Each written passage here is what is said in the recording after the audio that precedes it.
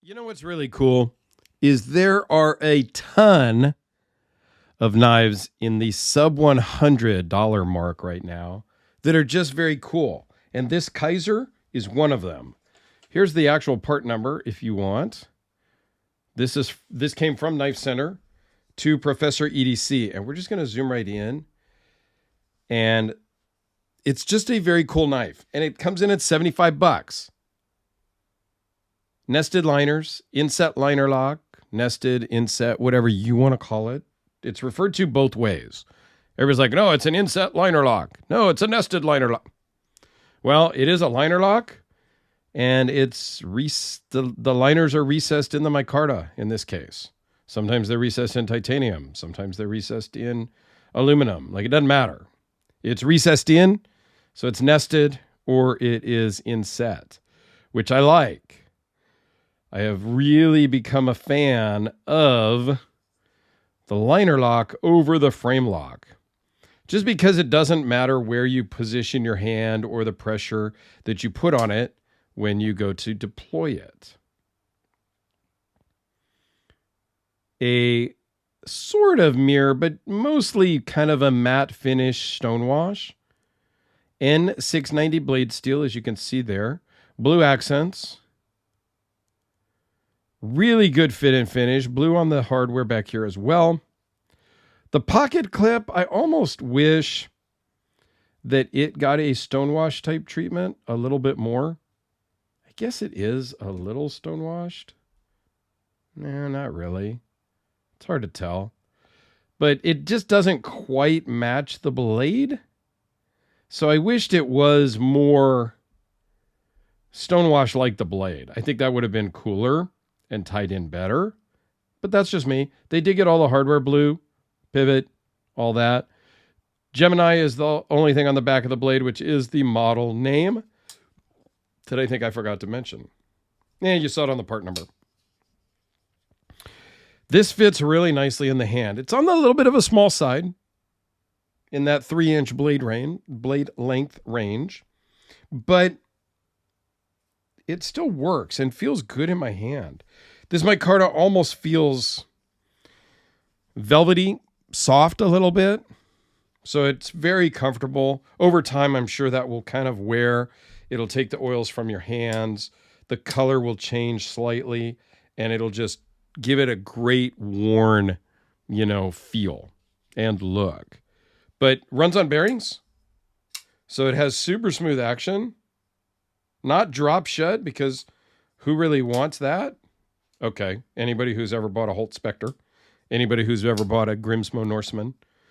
Anybody who's ever bought a North Arm Skaha. Which again, this is still way too drop shut for me. I have not adjusted it yet. I don't know. I have trouble adjusting knives. That's how the maker wanted it. I bought it. I should leave it alone. Or should I mess with it? I don't know. Let me know down below your thoughts. So the specs on this guy is 4 1/8 by 7 1/8. 3.7-inch blade, 0.017 behind the edge. Very full flat grind. So a full flat grind, it literally starts at the very top and is ground all the way down. A lot of times you'll have a flat spot here and then the grind. Nope, all the way from the top straight down. Very cool way to do it. And it does get you very thin behind the edge. Blade thickness starts out pretty thin at 0.109. Overall thickness of 0.424. Bearings, as I said, and weighs in at 2.8 ounces. Get a little bounce sometimes. That is normal. I've seen other people talk about how a knife sucks if it bounces at the bottom. Well, if you are going to shake it hard, it's going to bounce. I don't care what the price point is. I could probably get this guy to bounce if I really try. Yes. And at this price point, it's perfect. So bouncing is a thing, and it's okay if your knife bounces if you slam it shut. Don't slam it shut. You don't want it to bounce? Don't slam it shut. Just let it go. It's good. This is a very fun knife. Lanyard tube through Not even a tube. It's just a lanyard hole that goes through the backspacer and through the scale. So it's very nice and secure. And it's under $100. There are so many good knives under $100 right now. It's crazy to me.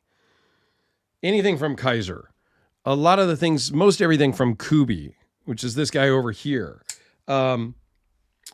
Kizer, Kubi, some of the stuff from Riot, some of the stuff from Wii. Civivi is all not all under 100, but there's a lot of things under 100 there. Yes, they're all made overseas. And I don't have a problem with that. If you do have a problem with that, then don't buy it, but don't judge everybody else who does. I think we just need to be kinder to our fellow humans and stop judging. And if you don't like something, then you just scroll by and you just move on.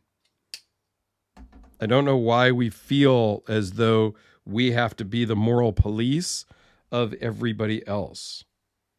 Just be kind until it's time to not be kind, as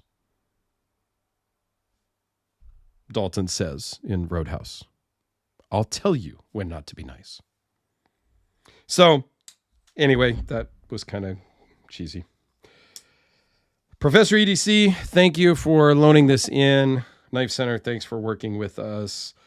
Please go check out my Kizer playlist over here and EDC's Professor EDC's channel over there.